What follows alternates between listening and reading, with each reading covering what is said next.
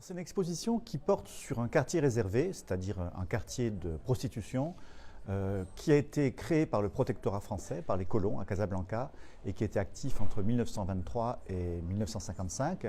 Et l'exposition aborde ce quartier à la fois du point de vue de la géographie, c'est-à-dire en tant que forme urbaine, mais aussi du point de vue de l'histoire, et en particulier de l'histoire de la prostitution. C'est aussi une exposition qui met en avant un point de vue historique.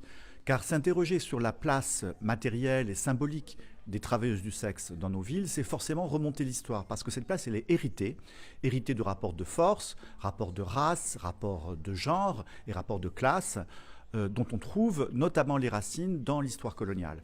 Et il n'y a pas à la vérité de meilleur ou de pire exemple de cette histoire que ce fameux quartier réservé qui a été construit à Casablanca en 1923.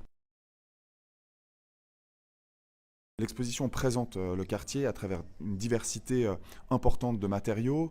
Vous y retrouverez une maquette qui a été construite exprès pour cette exposition, une série de photographies de Denise Bellon qui date de 1936 et toute une variété en fait, de documents qui proviennent en fait, d'une dizaine d'années de recherche qui ont été conduites par le professeur Jean-François Stazac et moi-même.